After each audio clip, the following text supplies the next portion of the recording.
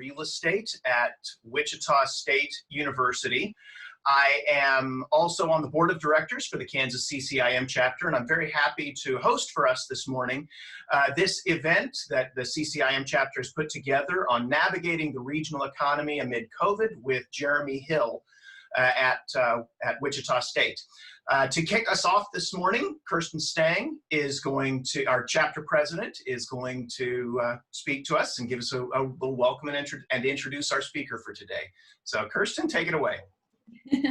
Thank you, Stan. Well, I first want to start by thanking our sponsors. Their contributions are what allows us to host these events and deliver this valuable information to you all. So please take some time to review this list on the screen. As you are out working in your business, please rely on these partners as a resource for getting your deal done. We really have great professionals in our market, and we want to make sure we are utilizing all of the resources that we have here in Wichita. So, as you know, 2020 has been a challenging year for all of us, but we here at CCIM are working to continue bringing you valuable content and connections, regardless of whether that is in person or online. So stay tuned for more upcoming events and educational opportunities on our website. And next, I would like to introduce our speaker, Jeremy Hill. Many of you know him as the director of the Center for Economic Development at WSU. Jeremy has over 20 years of experience in business and economic research and is a regular speaker and consultant across Kansas for his expertise in the local and regional economy.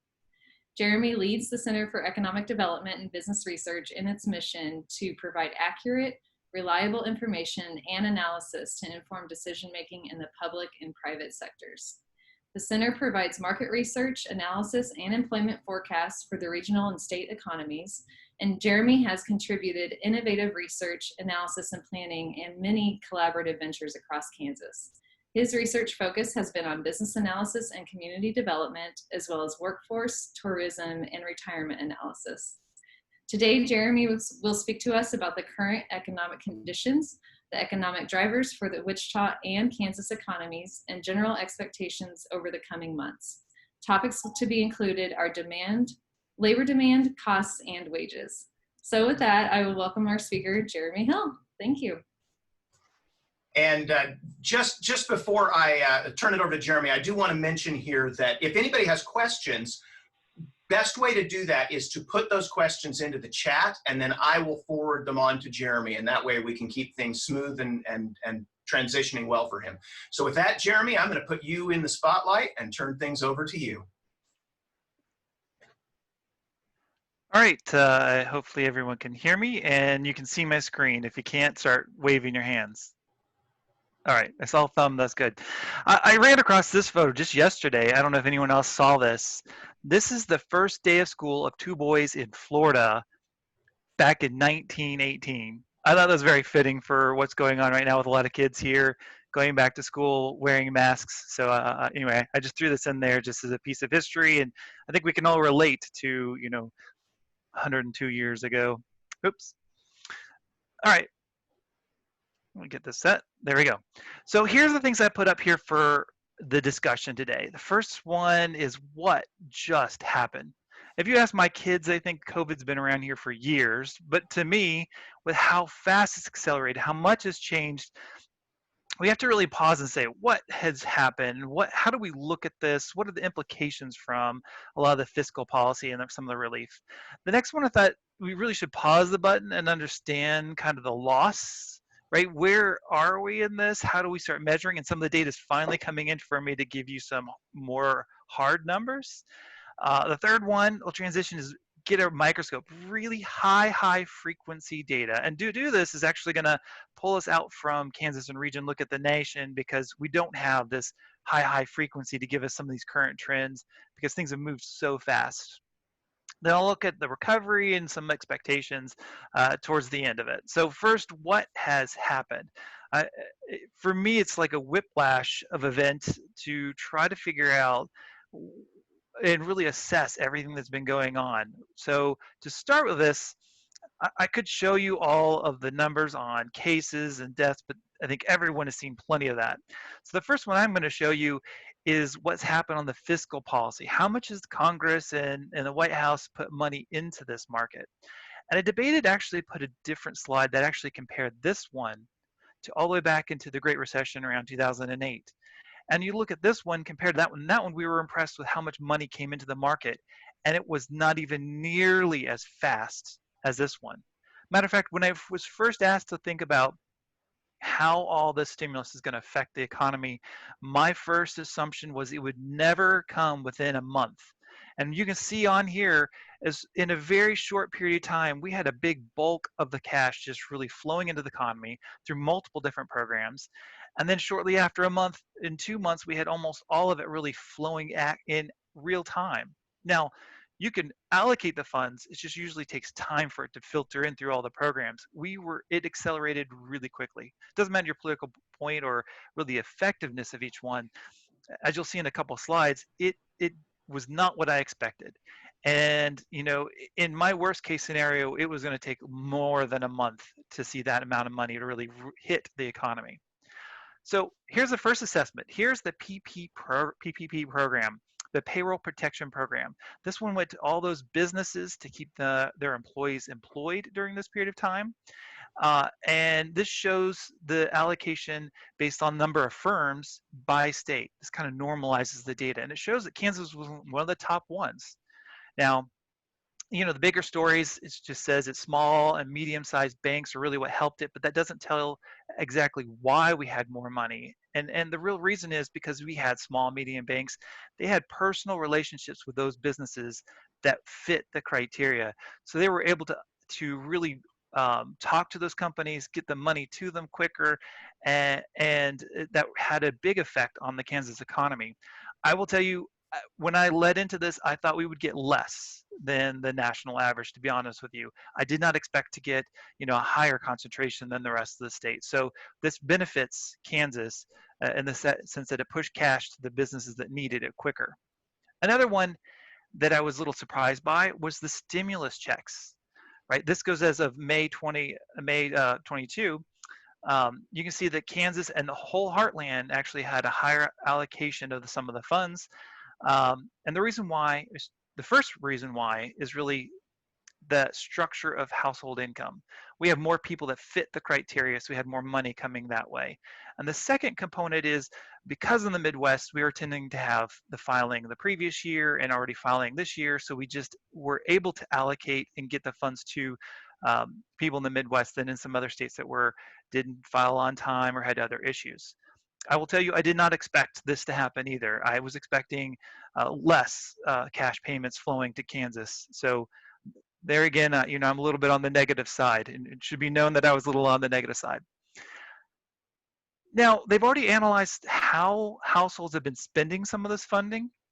This one, I knew clearly that the lower income households would spend it quickly on costs and expenses because they're the ones that were laid off. The higher you went, the more savings you would get. And this is where you get the inefficiencies of this program. And you can see savings rate really peaked in May, the highest double digit in a long time for U.S. history to see that much savings rate. There's a good side to this that the lower income households, they needed the cash, they pushed it, and they kept flow in the economy. The higher income households, most of them weren't really laid off, and so they held on to cash, and so that's really not really benefiting the economy, but the cash is still out there, and it can still help flow through this economy. Now, this is the last slide I wanted to kind of highlight. I think this is an interesting one. This comes from the Good Judgment Project, and they have a different way of forecasting. They pay people based on performance. They may not really understand any given sector, but they pay them on results. So they get rewarded by having accuracy. And they tend to do really well in their forecasts. Anyway, they started this analysis of saying, when is the United States going to have a vaccine and have at least 25 million people to be able to have that vaccine in the United States? And you can see earlier on, they just said, if you're going to have it between October and May of 31st of 2021, the probability is really low. And as we move forward, we're getting closer to a 40% probability that we're going to have, 25 million people with a vaccine by May 31st. That also means 60% probability that we're not going to have one really in this school year. I want to share this because one human behavior is that we continue to push the negative behind us and say, oh, well, that's not going to relate to me, or we're already past this. And I think this helps us put this in perspective that this is going to stick around probably for a while. And a lot of the mental health experts, to even get a solution this quickly is pretty remarkable, to have a solution this quickly, and the probability is still hanging. So the shadow of COVID is going to hang on us for a while. That's the takeaway. All right, the next one I want to really put a pause and let's look at some of the data. Before I get too far in the data, here's where I always want to talk about what did we say last year in October. Last year, the US economy was looking great. The Wichita economy was actually booming. That was a real strong point in 2019. So I thought they were going to do well. We had some issues with manufacturing, but I thought that would just put us on the downside. I didn't think it necessarily materialize. Then when we hit the first black swan event. Now, a black swan event, when you look at these, if I asked everyone on the call how many people have seen a black swan, they haven't. They're very rare. They're so rare that most people don't even include them in forecasts, but you need to understand that they're out there. And we kind of knew the 737 was out there, but it actually finally did hit. So we revised our forecast to reflect that, saying that at that time, we thought they might come back in July, which we're still not there. And that puts Wichita into this negative category. Right? When you annualize it, it wouldn't be all the way down to this close to 2%. It would have been around 0.6% decline for our economy, right? That's not happening on the national level. It's just affecting us. On the state level, it actually went from growth to almost 0% growth. It was enough to hurt the supply chain for the entire state.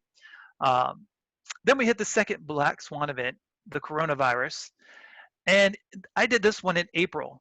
Everyone said, hey, how do we really look at the policies that's shutting down the government? How would we get the implementation of that fiscal policy? And so when I did this in April, worst case scenario, I thought, here is the decline. Now this is annualized. And when you average this out, we'd be a lot closer to this 12 to 15%, not really the full decline of that 30% when you take it out for the whole entire year. But I will tell you, in some cases, I was overly negative on purpose because I didn't know how policies would really play out through the summer. I thought we would have more of that stay-at-home order than really it ended up being. So I was a little bit on the negative side. But I will say there's still a lot of truth to this, that we just haven't realized all of the employment loss. And I'm going to show you later. So good news is we were not accurate in the amount of loss, but I still think there's some truth to it. So what really happened? On this left slide, I looked at, and this is a different measurement, I just looked at year over year, not annualized, and you can see Wichita was worse than the US during the Great Recession. It came out and had mediocre growth. We went in this little dip here in 2017, then had a really strong end of 17, 18, and then we went into the coronavirus. I broke this out in the more recent months on the right side so you can see it kind of blown out. What are the takeaways? Well, actually, US got hit harder in employment terms than Kansas and Wichita. Not necessarily on output, right? If we look at output and we look what happened to aerospace, who were really holding on to employees, we'd see probably a little bit of different story, but we don't have enough data for that yet. So not only is coming down, we had the big spike, we had the summer comeback, and you can see some of this flattening off as we get into this third quarter. So the center did capture the overall trend.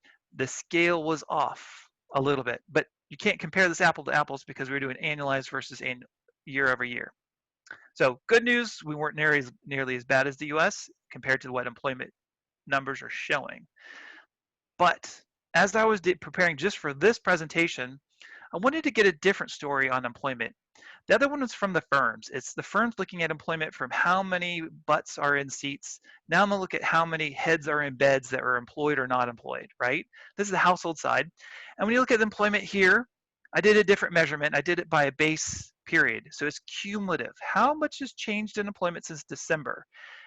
We see Wichita was growing a little bit into the first part of the year. You have COVID, it drops. So you see kind of a similar scale. And then you see a little bit of a similar recovery that you did on the business side. Okay, next question is, let's look at those people who are unemployed, right? That's part of the labor side of this. And you see a very interesting story emerging. So from December, you can see unemployment spikes much higher in Wichita than you see of Kansas or the US. And you have to start asking, okay, what is going on here? Now I'm going to add in one more. The very last slide is labor force. So the labor force is calculated by all those people who are employed and all those people who are unemployed. To be unemployed, you have to be actively looking. This is the story of those people who've heard me talk the last several years. You can't look at unemployment. Unemployment was not telling us the full picture of our labor market. We had all these people in aerospace that were laid off. Several of them got discouraged. They were sitting home and their family income was making just enough to get by, but it was actually struggling in the last few years. That's why crime was coming up. We had other issues that were really materializing in Wichita, was not materializing in other states. And when they got scared of 737 Max and because of COVID, what happened? One spouse said to the other spouse, all right, you can't be discouraged anymore. You're back in the labor market because I work in food and I'm going to be laid off. So we had this massive rush of people saying, I'm unemployed. I'm actively looking. I need this employment. So they did. So they ran into the labor force, said, I'm looking for a job. The reason why we had this real steep spike coming down, this looks like it's good that they're less unemployed. No, it's the same people that said that weren't qualified for unemployment benefits because they weren't working the previous several weeks by the definition.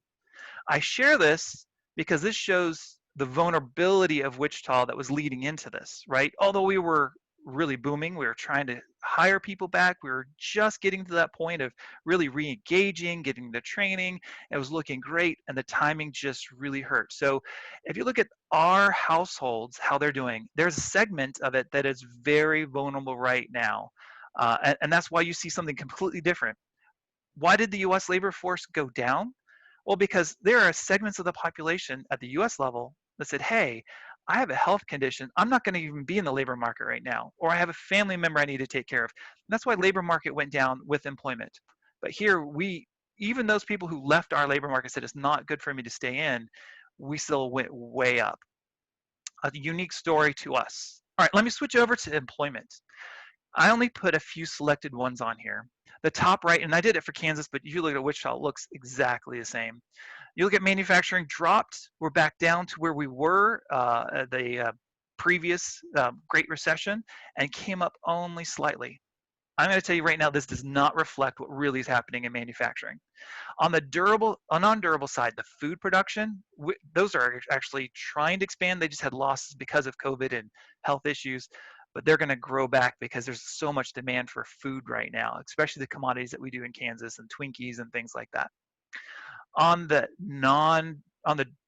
durable side, the aerospace, we needed the labor so much. We were already down to bare minimum. They were holding on to everything they can. So they did furloughs. When you do a furlough, they're still employed. They're not unemployed. And that's the trick where when I looked at the previous slide, it didn't make sense. I didn't capture all those furloughs in that model. So we have a vulnerable segment, particularly in the manufacturing, not just here in Wichita, but across the state, that we're holding on to labor because they're critical, trying to use that PPP to keep them employed, but there's risks associated with it. So big concerns here. On the retail side, which I can't see because this is in the way, you can see this downward trend in retail. This is already happening. This is going online sales. You see a dip and come back. What happened here? This is a switch, right? Those people working at Kohl's and Dillard's or especially retail downtown, they all lost their jobs and they moved over to only a few retail locations. It's the big box. It's Walmart, Dillon's, and Target, right? That's where they moved over to. The good news story about this is now that we just went through the season for back to school, we're going to ramp up for the holiday season. All of our holiday purchasing is going to go right to those big box stores. Forget about the Kohl's and all the other ones. It's going to maintain that. But after Christmas, I would expect this trend to be accelerated. We're going to have a big drop off in employment come next year. On that leisure and hospitality, this includes food service. A lot of those limited restaurants, limited service where you're not fast food, you can see this big drop in it and then a big spike back, right? We've moved over to the fast food restaurants. and those limited service restaurants are struggling to find a great financial model. Matter of fact, when you start looking at this, there are still really rocky conditions. When you look at unemployment here in Kansas, you see lots more layoffs just continually happening, and then rehires and layoffs, really lots of churn in the leisure and hospitality. This one's not going to be fixed until we have a fix to COVID. Now, another large segment of the population is professional business services, and this is also probably important to this group in a number of ways. So it's flatlined there for a while in the professional business services. It came down a little bit. But the story behind this is there are segments that are absolutely expanding right now, right? If you look at management of companies, look at the Coke model, this is the time they buy up companies and add employment. They're probably one of the reasons why management of companies are just exploding today. But you have other ones that provide services. It could be marketing service, advertising, all those other back office services. For these three, those are the ones that are absolutely struggling to make payroll and have had declines. And then you have another segment where they're just working from home and life hasn't really changed too much. All right. So what's the picture on the labor market? I think the labor market's still pretty darn fragile. Although we're looking at unemployment numbers that make it sound good, particularly here in Kansas and Wichita, I think there's some issues behind that labor market. And I think we still have some movement of labor market to the right industries that need them. So I think there's some issues behind there that we shouldn't really just ignore and say that we're doing so much better today. Now let me put a microscope. And this, we're going to go to really high frequency data. The first one I just have really enjoyed showing because it puts the scale of things. This is unemployment claims. If you remember the energy crisis, we thought was horrible. The dot-com we thought was horrible. The Great Recession we thought was horrible. And then you see the coronavirus and unemployment claims just skyrocket. And then they're coming back down. A report that came out last week, they looked at households that were either laid off or furloughed, who got called back into the market, right? And then they got unemployment claims that came off of that continuing claims. We're at around 30% have been laid off twice so far this year. That's the recent news. So there's still churn in figuring out of employers of how much demand, how much labor mix do you need. And so there's still a lot of things going on before we say we're healthier and we're really recovered from this. This one I keep hearing over the summer, and I thought this is useful to this group. This looks like Google. They're looking at where people are moving based on their devices and how much recreation and retail we're going. This is all compared back to February. We've come back to around this 15% and flatlined. Going back to the workplace, this is why I really put this on here. Compared to February, we're 30% below that previous level. So it means about 30% of the population are not traveling back to their workplace. Now, put this in perspective, that cases of COVID has increased and policies have reopened the market. So neither of them have really affected our mobility back to the workplace, right? So that tells us a story of some people are obviously laid off, they're not going back, but some people have chosen or seen productivity gains of staying at home. This is an interesting one to keep watching to see how we get through this school year, how mobility really shifts going forward. I won't spend much time on this one. This is travel. This puts it in perspective of how our market might be opening back up, particularly the business travel that I'm interested in. And you can see it screeched almost to zero at the national level, came back up, and has been really flat recently. Again, doesn't matter what's happening with markets opening up or COVID. I threw in Wichita airport traffic down here and added in January because February just happened to be a lower month.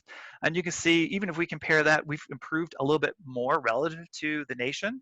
That's because our travel is already more business travel and less tourism travel anyway. So it makes sense that we've had a little bit more improvement, but it's still far from where it was before. That means business activity through travel has remained still heavily muted than it was before. All right, this is the one I think all eyes nationally and locally should be on: bankruptcies. If you look at bankruptcies, if you look at the monthly compared to the Great Recession, we are already back to where we were in the Great Recession. It has come back down. However, when you look at what's going on in corporations, look at the cash flow, you look at other issues, look at the future demand or in the next few months being still muted. They're trying to hold on to labor because of PPP and other programs. I see a lot of risk of bankruptcies nationally and locally going forward. And this is one that we need to continue to watch. This is the biggest risk to our economy. I'm only showing the corporate side, but household side as well. I don't think the household side necessarily going to put an issue to the banking system, but the corporate side is going to could really shut us down. That could be the next thing to watch. All right. Here is your solid piece of good news, right? This is petroleum supplied in the market. Now, you heard we had built up inventories, but this is supplied because of demand. And you see a very consistent trend moving upwards, right? This tells us that the market is improving and there's solid fundamentals behind that. We're still not where we were before, but things are improving. And I see this as a very good sign going forward. All right, road to recovery. What should we expect? Now, we need to keep this in context again, right? This is not an economic bubble, right? There wasn't somewhere in the market where we were way off in housing prices or costs where it needed to pop and we need to reallocate funds. This is a pandemic, right? And so that means we need to follow the fundamentals of a pandemic, right? The scientists control the clock, right? That is the only solution, especially as we're going into election season, people talking about stuff. Policies can definitely hurt the economy, right? And they can help reduce the strain of economic conditions.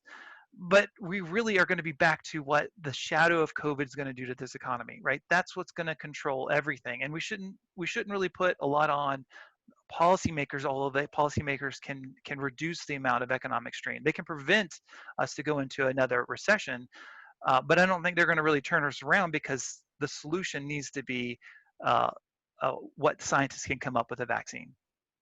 Next thing, I've really been building the case coming into this, saying that it really comes up to warranted another economic stimulus, right?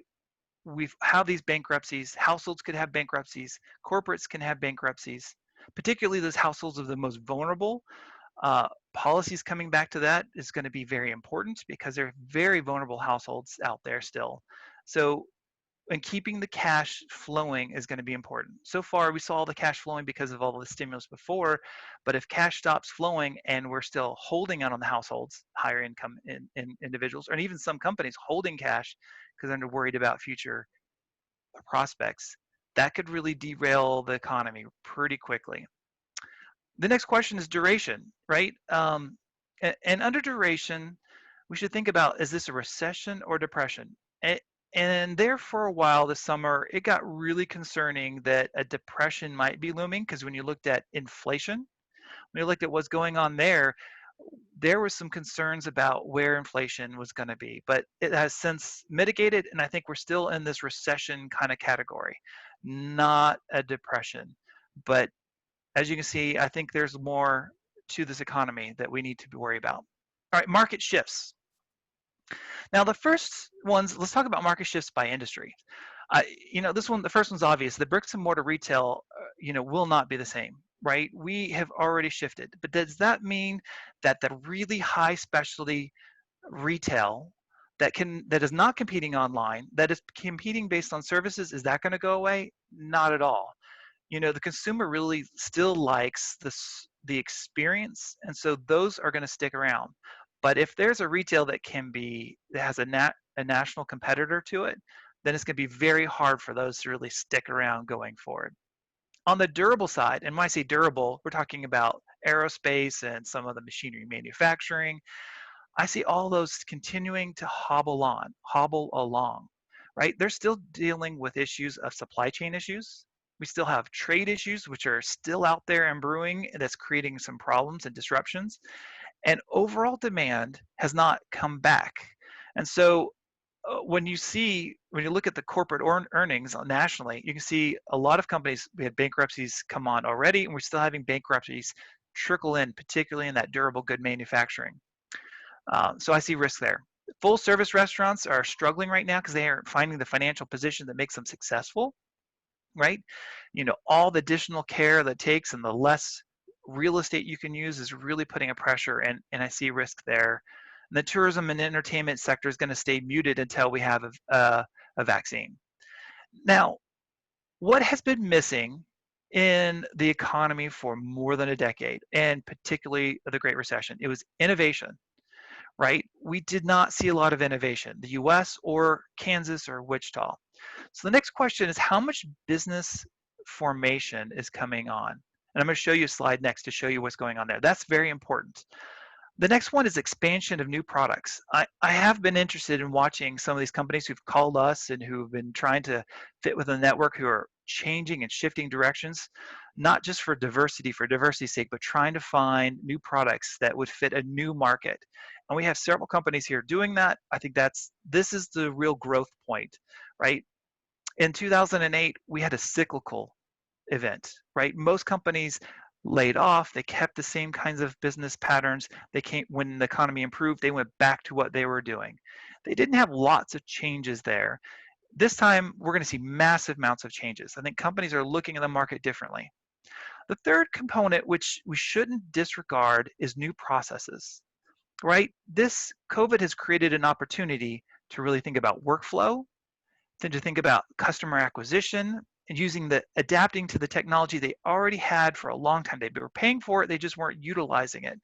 And so this is where we're going to see, I think, the biggest gain. We did not see a lot of gains in productivity with all the technology for quite a while, but I think this technology actually is going to, when we get a year from now, we're going to start seeing productivity really improving because of the real acceptance of that technology that we were really utilizing to its fullest potential. So I think that's the biggest one that we're going to see going forward. Now, I pulled this one yesterday, and sorry I didn't, I should have made that darker and a little bit bigger.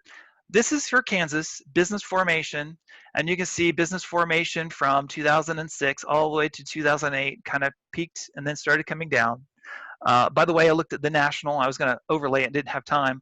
National actually comes down in 2019 as well. This wasn't a Kansas event necessarily, although there was some muted business formations in this previous period. But I really wanted to do is I wanted to break out just 2020 by week. So this is week 1, 2, all the way to week 32. How has business formations been growing or declining? So you can see COVID really started sucking out and we had less business formations. Then you get a week of May 18th, and now we're up into this 35 to 40% range of business formations. This is really good news, right? This means we are creating new companies, right? Some of these new companies are required because of just some switching of businesses, but some of them are new companies with new employers or new wages coming with it.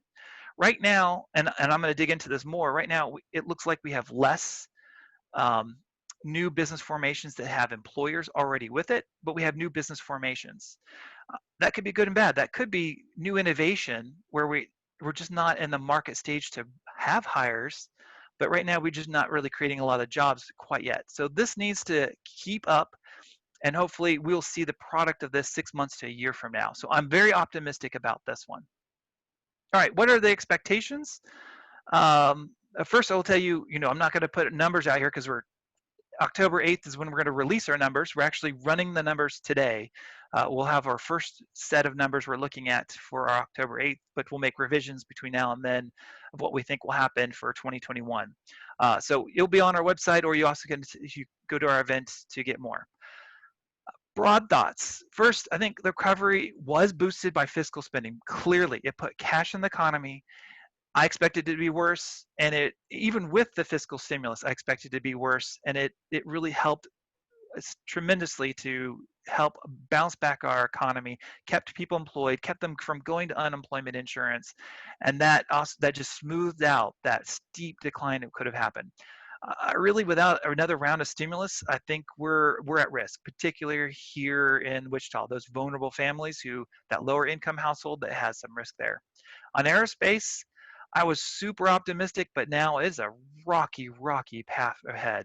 737 MAX, we're seeing the improvements and opportunity here, and I was going to show you more on the commercial side, but commercial aviation is going to squelch that demand. Although we had some good news yesterday about new orders, but that demand is just going to be out. So it will improve, it will help our economy, but we know we're back where we were.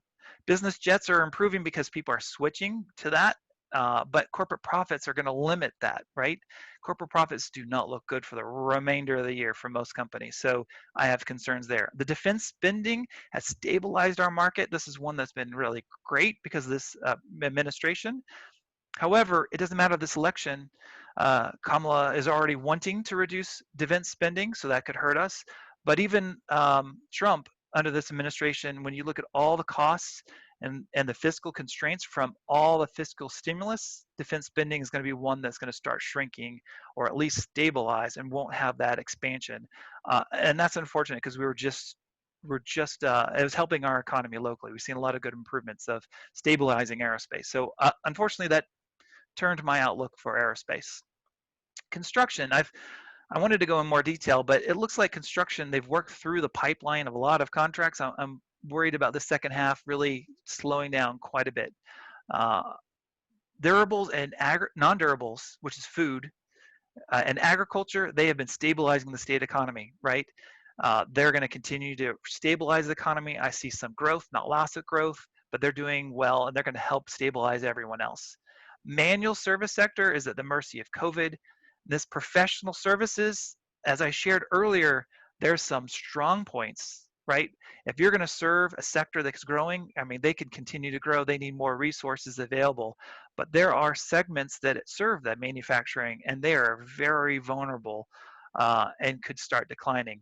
So I see mixed things going on in professional service. Overall, I don't think we're going to lose lots of jobs. I just think it's just a lot of churn with it, really bumpy around there. All right.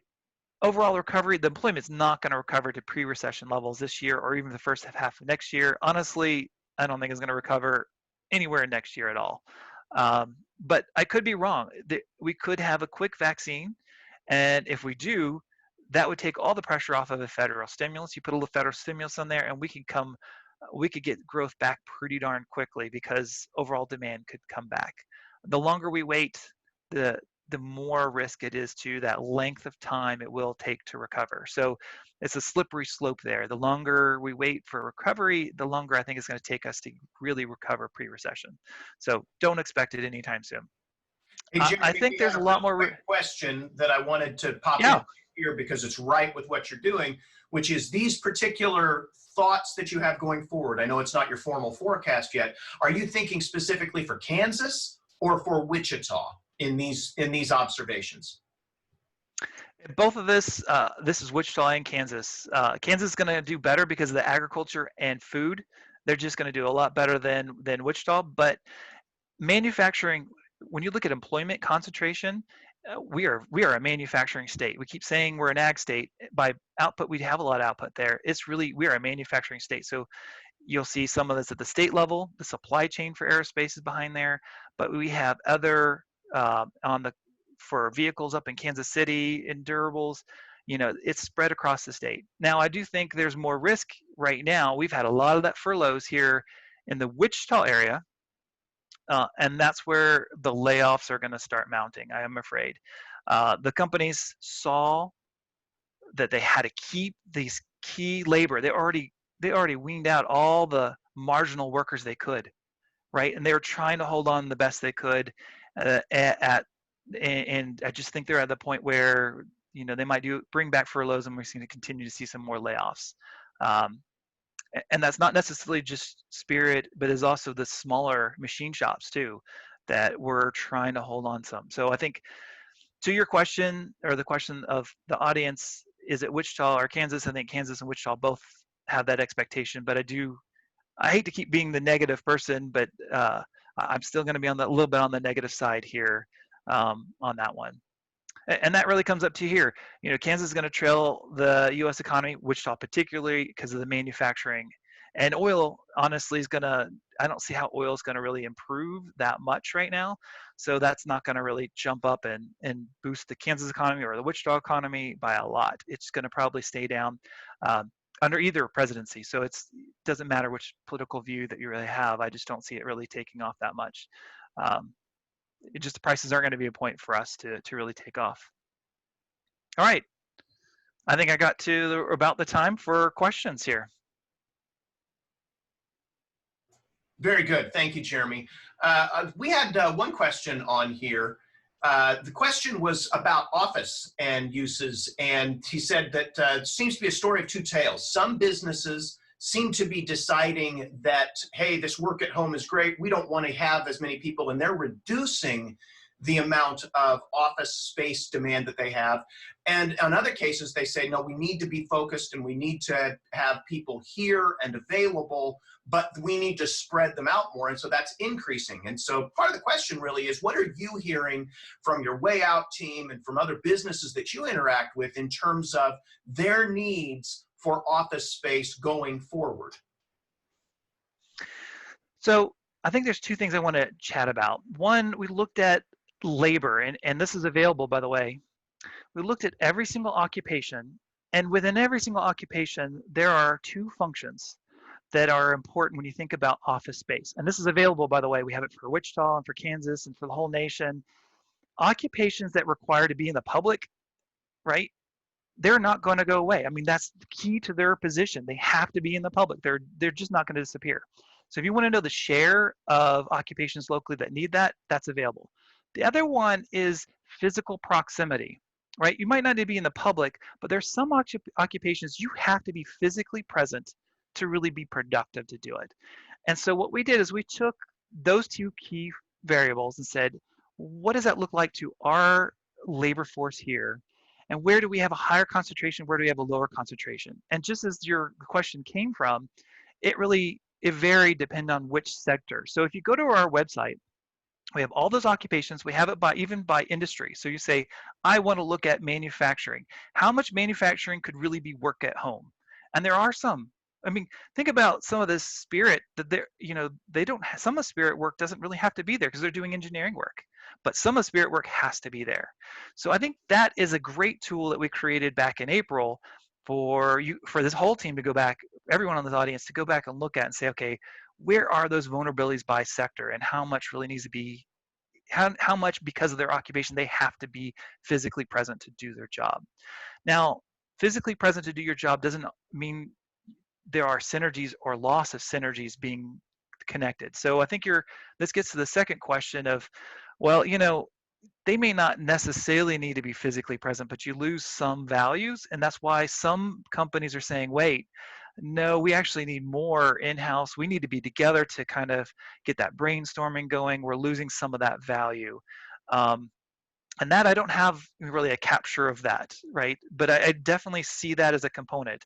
How do we find hard data on that one? I'm missing the key variable to understand where that might be. But that's why I did show you this slide of workplace, right? We're down 30% and it's remained flat, right? This is even though a lot of companies called people back, right? Markets opened up nationally, almost completely across the whole US. Doesn't matter what happened with COVID cases, we stayed down 30%. This is a little bit of a stickiness, and that's why I showed this slide. I thought it was very important. There's some stickiness of people wanting to stay home.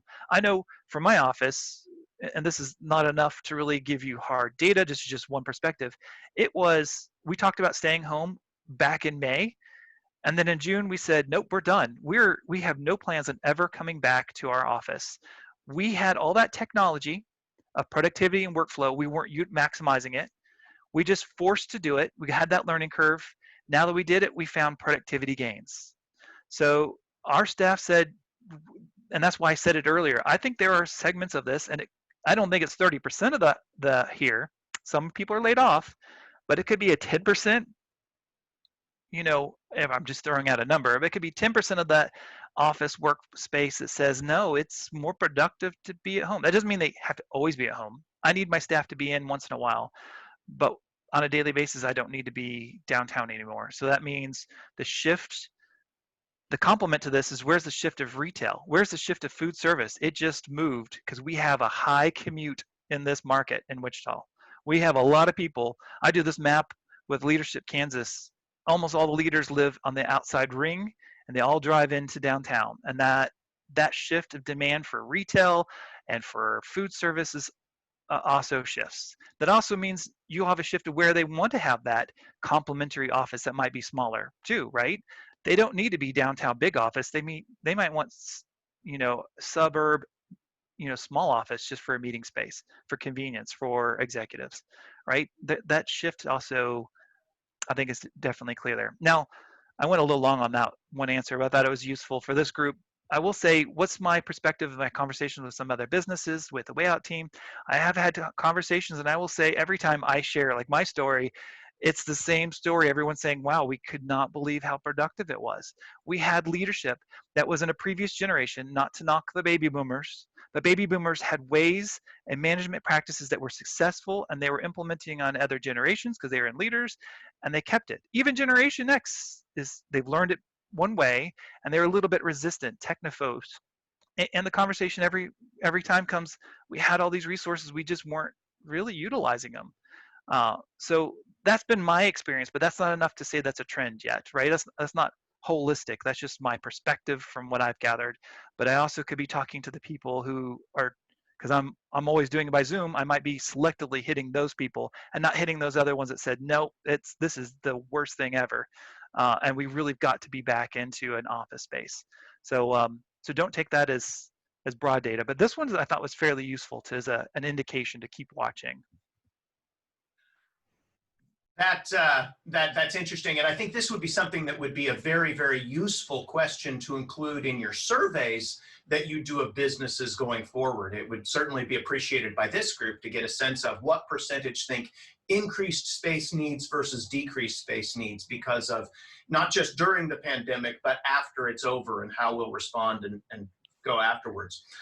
We had another Stan, question. Yes, go ahead. Stan, before you do that, I actually pitched a survey back in the spring because I think it gets more detailed than that. It's not just, it's understanding the executives and some of the middle management. And I had a few, and I'm trying to remember if someone wants to get me offline, I actually wrote up a framework of a questionnaire to do that got detailed on how are we utilizing labor in all aspects. It's not just office space, but how are we utilizing labor going forward?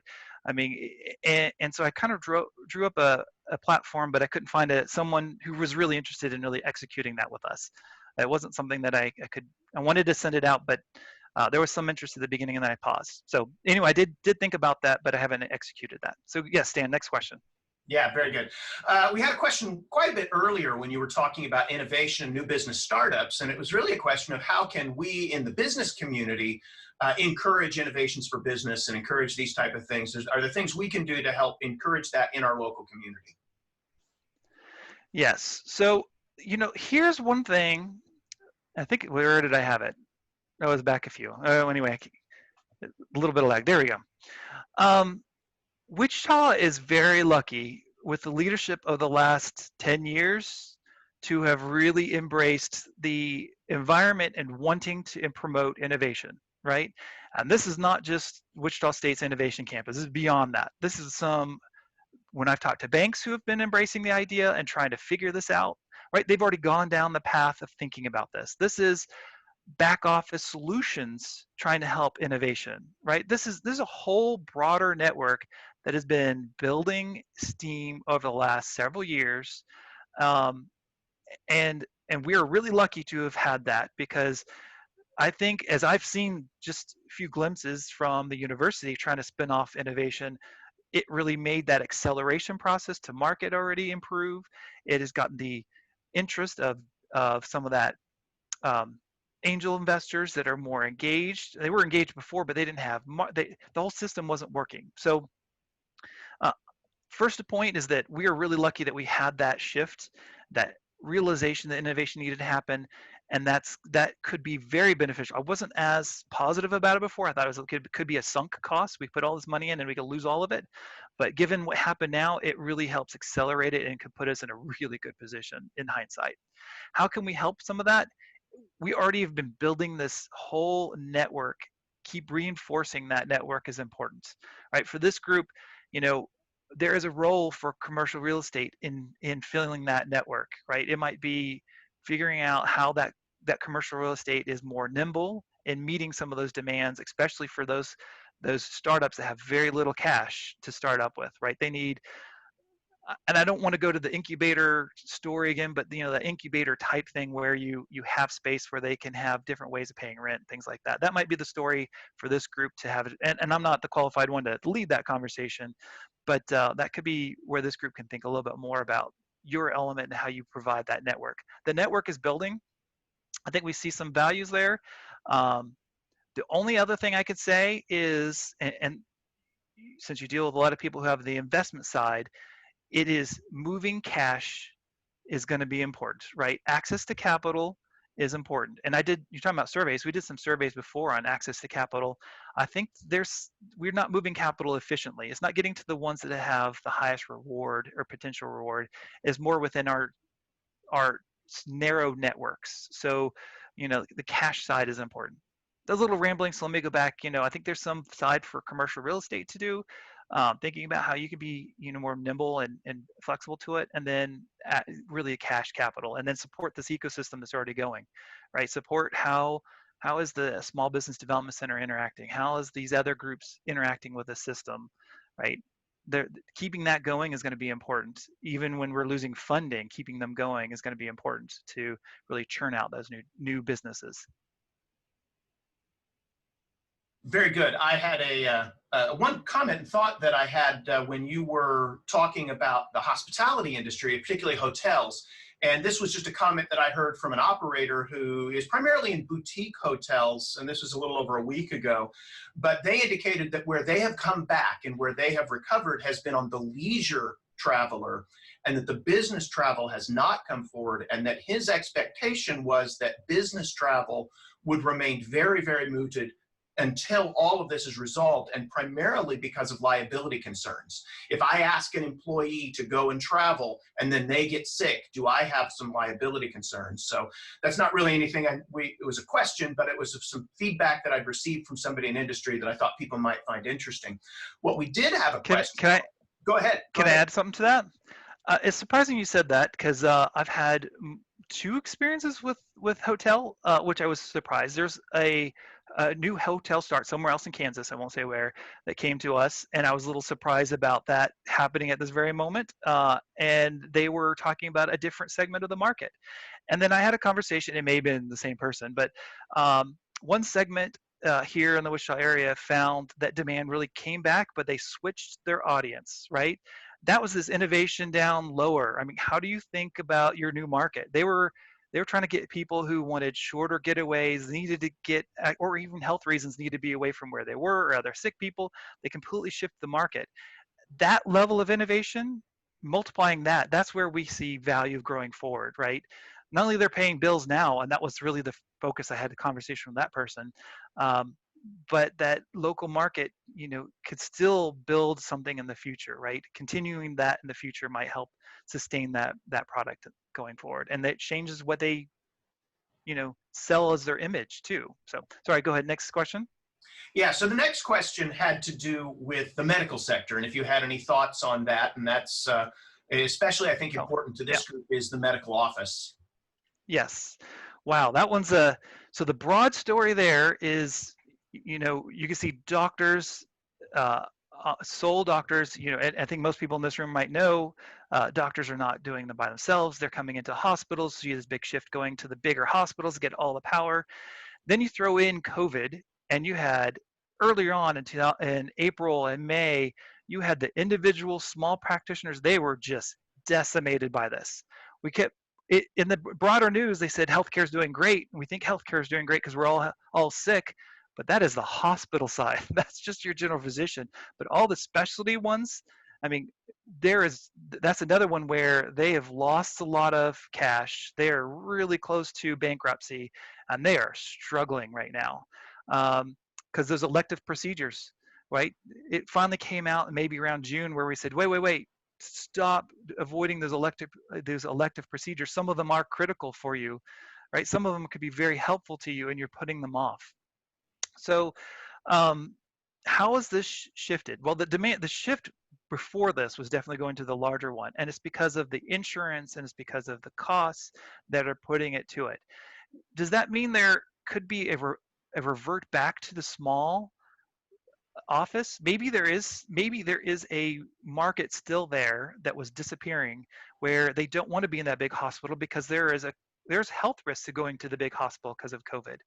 There is risk of going to Central City because of COVID. And matter of fact, I didn't show this. I was so close to showing you.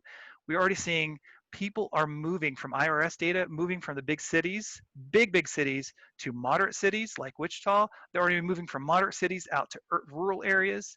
So there's a shift. So there might be, although we moved away from that over the last, and fast. I mean, we've been really going fast away from these markets for these small doctors and the medical facilities out there, but there could be still a demand for it where they might shift back, and that'll be led by consumers and their concerns and how long COVID stays. So given how long COVID stays, the idea of, hey, I don't have to go to the hospital to do this small little checkup. I can actually go to this smaller physical space, and they can keep it clean. They can control the amount of people going in. It has nothing to do with COVID patients. Just to go get an ENT or whatever you might want to do, it could be a healthier one. But that's just a perspective, my insight. But that doesn't mean I really know much more than that. So caution. I have talked to a couple medical providers since COVID, and we had conversations similar to this, and that was kind of a little bit of a summary of what was going on there. Very good. Well, the last question that I have on here, and I think it'll take up the rest of our time, is any post-COVID thoughts on the educational sector? Okay, well, yeah, so I don't, well, I got to be careful a little bit there. Being in education, I don't want to step on the university's toes. I will say I have been talking to a couple superintendents recently around this market, and they're getting a ton of pressure on two sides: the business community, and then you get the doctors that are just filling the airs, and then the concern of how do you manage. You're talking about risk of a kid gets sick in somewhere in a school and then take it home to family members, and the liability to that is weighing on a lot of our schools. I mean, as of just yesterday and 2 days ago and last week, I've had conversations with superintendents saying we might need to switch now. We just don't know how to interpret the data. How's it going to change the market? Well, it's interesting. I have watched a little bit of what's going on with Kansas Connections, which is actually a national provider. They continue to expand up. You can see some, and I did look into this segment a little bit. You see some teachers that have been moving over to that segment because they have the scalability. So they are taking up some of the education market and will likely stay that way for a while because of the long risk of this, and maybe some households that were wanting to do it and they just didn't have a way to pull the trigger of just going to online education. So that might shift education significantly. As for higher education, I think there's some vulnerability, not necessarily on the students. Oh, there's lots of risk to students in higher education, but the vulnerability for there is budgets. The state budget is being decimated, and so that's going to hurt higher education. There's a lot of risk of the KU and Fort Hays and all of them across the state, and their ability to provide a quality education while they're in the middle of all these burdens of trying to keep a healthy population, keep students. The news there should be there's a lot of risk. How does it affect the commercial space? I'm not really sure I have any new ideas of how that might affect the commercial space there. Not something I've thought about. Yeah. Well, I do think that is, the question of the state budget and how that translates into, that's the next shoe that's going to drop, because state actually went into all of this with actually fairly flush revenues and things were looking pretty good. But I know that going forward, it's going to be a real concern over the next several months. Well, that really is our time. And so we really appreciate everybody joining us today. And we also want to make sure that we are thanking the Platinum sponsors with the CCIM, that sponsor the CCIM chapter. It really is with the help of them that we're able to do all the events and all the programs that we do. And so, Kristen, do you have any last thoughts that you want to share before we finish here today? No, I think it was great. Thank you, Jeremy, so much for that information. It was a really nice reflection of kind of what's going on right now. It's hard to keep it all straight sometimes, so appreciate Well, thank you for letting me come. Yeah. Well, thank you all so much for joining us today. We will take this video and we'll make it available on the Center for Real Estate's YouTube channel and promote it through the social media outlets with the Kansas CCIM chapter. So thank you all very much and have a wonderful day.